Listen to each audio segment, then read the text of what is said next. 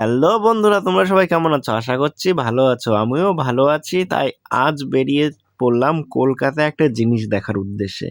কিন্তু জিনিসটা দেখতে যে আমার যে এমন হবে আমি বুঝতেই পারিনি। তাই চলো যাওয়া যাক। কলকাতায় একটা দাদা আছে, দাদাকে ফোন করলাম, দাদা আমি আজকে যাচ্ছি, ওই জিনিসটা দেখতে যাব। দাদা বললা আয়, আমিও চলে আসলাম। কিন্তু কলকাতায় এসে দেখি বাবা, এ কি বড় বড় বিল্ডিং! এ তো আমি আগে কোনোদিন দেখিনি। এত বড় বড় বিল্ডিং, কয়তলা গুনি তো, 1 2 3 4 5, ও বাবা মেলা গুনা যাচ্ছে না। তারপর আবার কিছুটা এগিয়ে যে দেখলাম এ বাবা, এ আর একটা জায়গা দেই, এত বড় বড় বিল্ডিং। আমার সাদা মনে একটাই প্রশ্ন, এত বড় বড় বিল্ডিং মানুষ উঠা নামা করে কি করে? লিফটে? লিফট যদি খারাপ হয়ে যায় তখন কি করে? তা আমরা চলে এসেছি। আসার পরে দাদা সামনে আছে, আমি পিছনে একটু ভিডিও করছিলাম। তা তোমরা দেখে বুঝতে পারছো আমি কোথায় যাচ্ছি।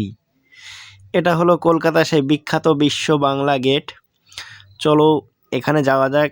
একটু আশা ছিল যে বিশ্ব বাংলা গেট দেখতে যাব কলকাতায় কোনোদিন গেলে।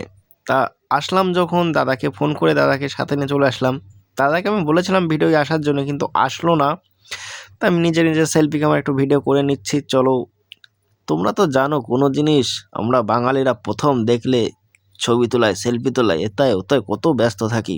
তাই আমিও একটু তার ব্যতিক্রম না হয়ে তুলেই নিলাম কটা ছবি পটাপট করে। তারপর একটুখানি ভিডিও করলাম আর সবাইকে দেখছিলাম, সবাই কত সুন্দর ভিডিও তুলছে, ছবি তুলছে, যেটা আমার দ্বারাই আর হইল না।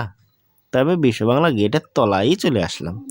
এসে একটুখানি হাঁটাহাঁটি করে নিলাম। তারপরে আবার একটুখানি সামনের ক্যামেরাটা খুলে নিয়ে একটু ঘুরে ঘুরে কটা ভিডিও কইরাই ফেললাম। কি আর করব, প্রথমবার দেখছি তো। তা একটু সাদা মনে বেশি প্রশ্ন না করে চলো পরেরটুকু বলি। পরে দেখলাম কত কত গাড়ি যাচ্ছে, তা একটা ভিডিও করলাম। মাঝখানে দেখে একটা হলুদ ট্যাক্সি, যার এখন কলকাতায় দেখা যায় না। তাই সেটা তোমাদের দেখিয়ে নিয়ে আবার একটুখানি দেখিয়ে দিলাম। তাই চলো টাটা বাই বাই।